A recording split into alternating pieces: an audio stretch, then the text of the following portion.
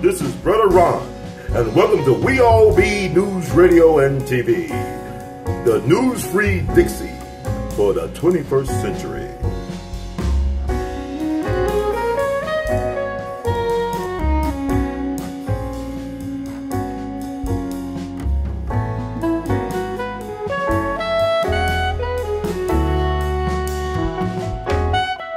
Do you feel like being a lawyer and becoming a judge was the best career path for you in your life? Was that the best? I never wanted to be one. Okay. You never wanted to be a lawyer or a judge? Neither. Wow. Okay. You thought you were pretty good at it, though. Yeah, I'm smart. So why can't we get more people like you to run for office? In terms of how many leaders has humanity had? Very few. Mm-hmm. I mean, at the top, you could think of them. Most people know a lot of hero leaders from elementary school. So, in other words, throughout humanity, the people that moved humanity forward have been few. It wasn't everybody that came up with the advancement. It was the Newtons, the Einsteins, the Fermis, and all of this kind of stuff.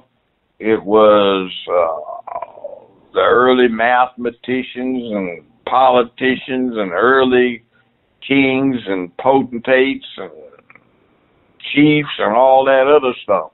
It was somebody that invented a new way of making a stone axe after it had been pretty consistent for 20,000 years. Just imagine that, where you make a tool the same for 20,000 years and no change. And look at what you do now. Can't make an iPhone last. Yeah, every 20 damn days there's a significant change. And they went 20,000 years before they changed from Acheulean hand axe technology. Wow.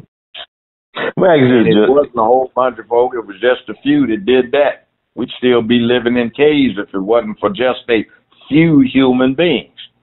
Yeah. So that's what makes leadership so valuable. We don't have any in the black culture in America. We used to have leaders like Malcolm X and Martin Luther King assassinated,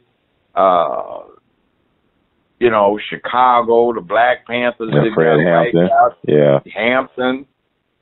You got stuff like that. Now it's just some foolish rap artist who gets smoked off for nothing behind a nonsensical generated thing. And then the problem with all of that is it's so ridiculous. They got some white gangsters that do everything at the top and gangsterize these folk trying to go for bad. Mm-hmm. I used to have a neighbor. He's the one, he admitted it, and I'd heard it back in the 60s when somebody put a pistol to Barry Gordy's head and said he's going to die if this organization did not get 15% off the top. So he wound up being one of my neighbors in a condo. He told me about it. Mm-hmm. Jackson 5. Jackson 5 was supposed to have won the Motown contest for the best group at the 66 Watts Festival. They didn't win. They were in fourth place. I was there. Mm-hmm. So this neighbor of mine said he called and gave them instructions to change what got sent to the L.A. Times. So the Jackson 5 were the winners because he said they needed a boy band. Wow. They didn't have a colored boy band. And they got a bunch of little rat-faced guys that couldn't sing worth a damn. They sound like drowning rats, in my opinion. I was grown when they started. Never could stand the music. They're a bunch of freaks, perverts, and everything else. We got bamboozled into glorifying them. Wow. Unmanly bunch of freaks. But does it say a lot about this generation that they will, take a rapper and make them on this status of a Malcolm or a Martin? Yeah, they're giving rap artists whose business is distraction, spreading dysfunction to mess us up, and they get the status of being cultural heroes. But whose fault is that? You think it's the young people's fault, or is it the fact that they follow it, don't they? I mean, but like, what do they have? Like, you had like Malcolm's and Muhammad Ali's and Martin Luther King's. We don't have that. This generation now don't have people like that per se. I mean, is that they want that? They want it. They think everything's supposed to be given to them, and they look at man, it's about pimping, man, about moving merchandise, dysfunctional stuff. But you don't think people crave that though? Like, like how the young people rally around Bernie Sanders back in 2016.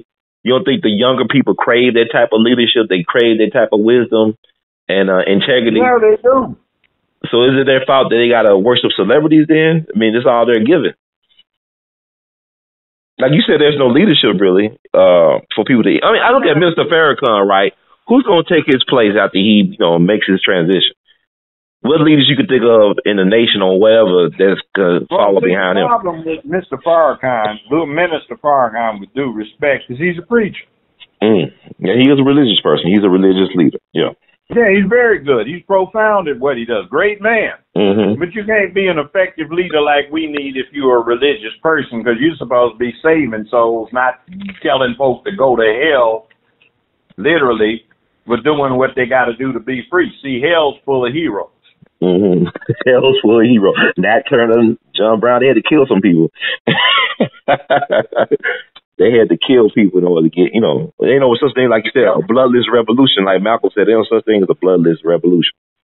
Never has, never will be. People got to die. Mm-hmm. People dying anyway, though. We're ready to die to see Jesus, but we're not ready to die to be free. Yeah, I think that's kind of, it is crazy. It ain't kind of crazy. That's kind of insane that, people think like that. It's like with the cop killing. People keep on saying, how are we going to stop them from doing this? But your grandfather, what they do?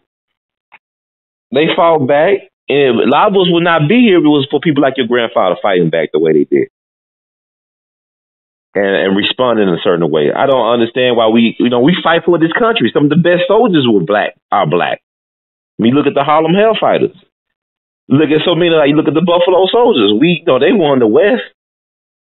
The Buffalo Soldiers won the West for the government, but yet... Speaking of which, I got an update if anybody's interested. Mm-hmm. Roscoe Brown, Professor Dr. Roscoe Brown, Captain Roscoe Brown of the 332nd Airmen, Tuskegee Airmen. Mm-hmm. After they done computer rationalization of the Luftwaffe records that they got when East Germany got free of the Soviet Union, mm-hmm. they've discovered that he's currently the second highest scoring ace in the U.S. Army Air Force in Europe World War II. Wow. And they freely acknowledged that the 332nd was the highest scoring group for the last 9 months of World War II in Europe. Also, they actually going to admit that. They've admitted that now. But did it, they said the Tuskegee Airmen once didn't lose no bomber, but they did lose some bombers, right, that they escorted? They never lost the bomber that they escorted. Okay, that still holds up. Got shot down by anti-aircraft, but there's nothing you can do about that. But not one bomber they escorted got shot down by an enemy fighter plane. Okay, just like with the Harlem Hellfighters back in World War I, they never lost any ground or lost a soldier to enemy catcher, and they was under fire longer than any other Allied force for 191 straight days.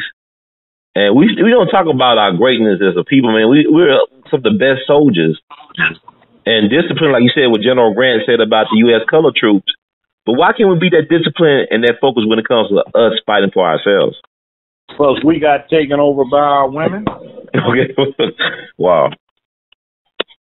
Go ahead, Judge. Can put humanity in a boy's head, but they can't cause him to lead like he's supposed to. Mm-hmm. See, they like their children. And black women don't have the gumption that, say, Spartan mothers had, where they said, son, come back with your shield on and do or die. Our mothers don't have that in them to tell their sons to do that. Their sons don't have a purpose, and they die any damn way, but for nothing. Right. And they get gunned down by police. Like that guy that had a permit and got shot by the cop. The Philando Castile, somebody in Minnesota? Yeah. Okay. Now, here's the thing. I had several cases, some that actually got videoed, somebody got shot right in the heart. Got up after he'd had his heart completely destroyed, walked 7 yards, sat down, and timing it on the video, talked for about 15 seconds. After 10 seconds, he said he couldn't see anymore, and then at 15, he just fainted, slid off the side of his motorcycle, dead. Well, fainted, but he never woke back up, but his heart's destroyed, so he died quickly. So if you don't hit the central nervous system, a human will live it consciously at least 10 to 15 seconds after you completely destroyed his respiratory system or his heart. Panther Party thing, four us folks shot Bunchy Carter and John Huggins in a UCLA cafeteria in 1968. John Huggins got his aorta wrecked and the two top chambers of his heart destroyed. He set up and fired 6 shots at his assailant with a .357. Hit one of them in the back. But they got him out of there, so here's what it is. So when that guy got shot fatally by the cop, knew he was dying, he should have shot that fool right between his eyes. Yeah, it's like, but we're probably thinking about going to Jesus, and now we think. Yeah. See, if somebody's gonna do that to you, you take them to Valhalla with you. Yeah, it sounds it's self-defense, but wait. You're dying. What the hell difference does it make? I agree with you. It's like, well, they said it was killed you. You know he had no reason to kill you, so if he's killed you, you're going to die from what he's already done to you. Take him with you. But it's like kind of like with Malcolm, that it's this story that go around with Malcolm. He went out to L.A. when the LAPD basically killed those brothers at the mosque or at the temple in L.A., and Malcolm wanted to go to war with the LAPD. He wanted to go out there and get into shootouts and stuff with the LAPD. But Elijah Muhammad told him to stand down. We can't do that. Yeah. But he got guns from the mob and everything.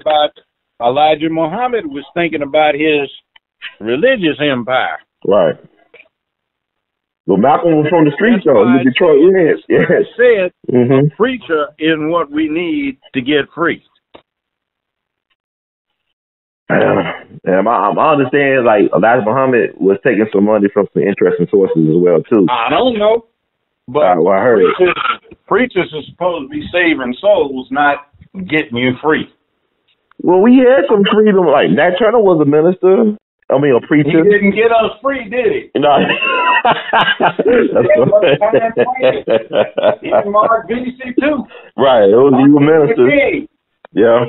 Martin Luther King was telling us to be peaceful and to get down on our knees and pray loudly and let folk beat us across the head until they felt guilty about it, which wasn't getting free. That wasn't a struggle. That's getting your ass whooped. Yeah, I just couldn't go along. But you know what? I think he was about to figure it out at the end, and they shot him in the face.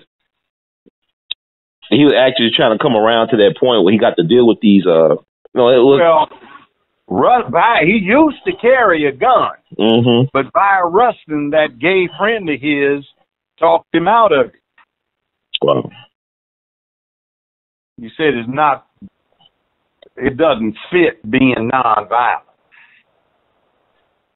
Yeah, I just don't understand how you could justify like being nonviolent. They raping your wife.